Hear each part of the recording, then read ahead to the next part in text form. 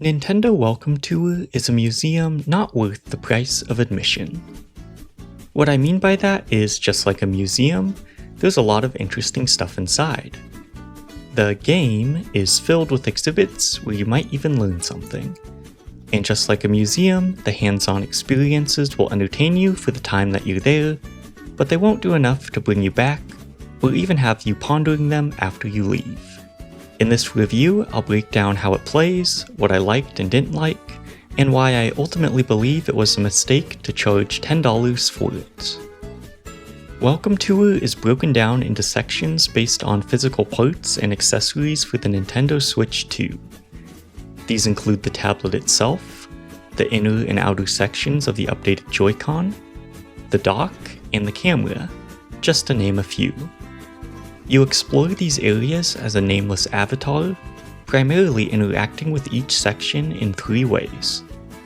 The first is by collecting stamps. Every physical part of the system has a stamp associated with it. So, for example, on a Joy-Con, you have to find the mouse feet, the release button, and the SL button. And I mean it when I say you have to find them. In order to advance to the next piece of hardware, you need to collect all the stamps. The second way you interact is through quizzes. These involve talking to an NPC who summon a series of informational plaques based around a subject. After gleaning the information from them, you'll go back and take a short quiz. I did all of these on my playthrough, but unlike the stamps, I don't think they're required to advance. The final exhibit type is demos and minigames. These are more experiential, where you utilize the hardware to complete little challenges to unlock medals. Medals are important because they allow you to unlock new demos and minigames. By the end of my playthrough, I had collected around 70, but I saw at least one minigame or demo that required 99 to unlock. To complete the game, you'll move from area to area, collecting every stamp, and completing games and quizzes at your own leisure.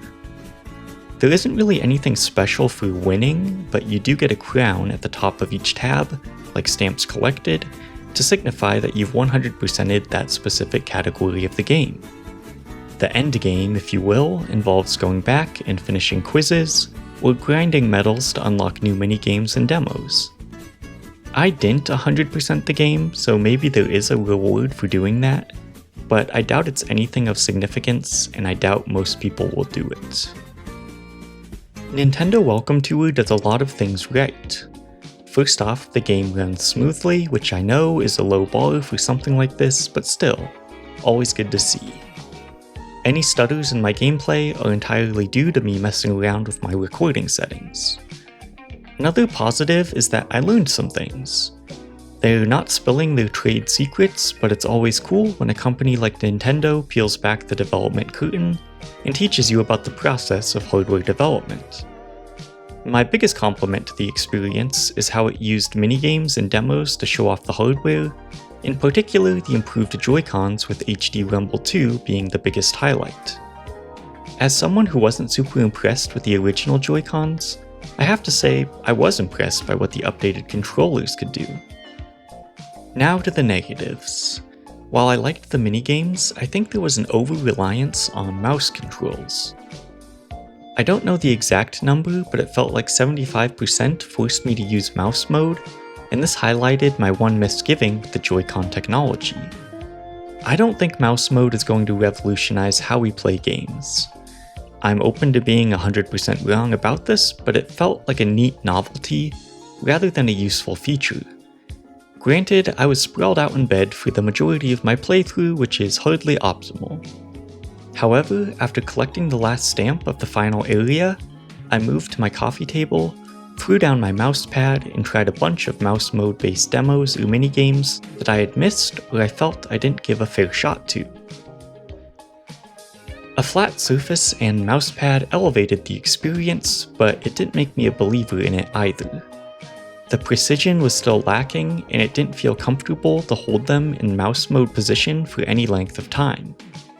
And while I praised HD Rumble 2 in the previous section, my fear is game developers won't implement it in interesting ways. It doesn't matter how cool a piece of technology is, If no one uses it, it's kind of worthless. I guess this isn't a criticism of the game, but I wanted to at least mention that, and I hope looking back that Welcome Tour isn't the only time this cool feature is used. Another negative worth mentioning is that many experiences are locked behind hardware.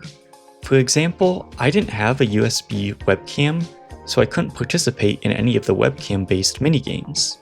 This was the only thing I missed out on, but if you don't have a Pro controller or charging grip, or a 4K TV, you would miss out on a lot of what the game had to offer. I'm not sure this problem has a solution, but it feels bad that you're essentially feature locked based on the hardware you've purchased.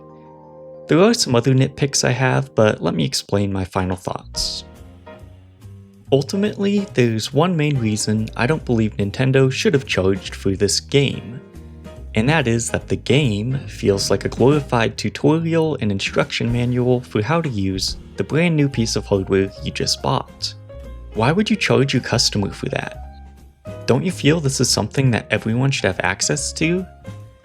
I recognize that if this was a free download included with every Switch 2, many people would buy Mario Kart World and never touch Welcome Tour. But for a lot of people, this would be a great way to understand how their system works and enjoy a few mini-games along the way. In one of the informational plaques, it talks about how you can attach your Joy-Cons on backwards and upside down, but you can't place your tablet in the dock upside down, even though there is a USB-C charging port located on the top of the system. Maybe Nintendo has put out videos talking about these things and everyone already knows, but this kind of information is actually useful, and a lot of people won't know something like this unless they're explicitly told. At the end of the day, this piece of software isn't a game. It's a user guide presented as a museum, and I think everyone should have had access to it day one with their Switch 2. If you're new to the channel, I normally play games and count every enemy I kill to see which video game protagonists are the biggest killers. If you want to check out one of those videos, I'll put it in the end screen here. Thanks for watching my first non-kill count review, and consider subscribing if you want a free and easy way to support the channel. Thanks.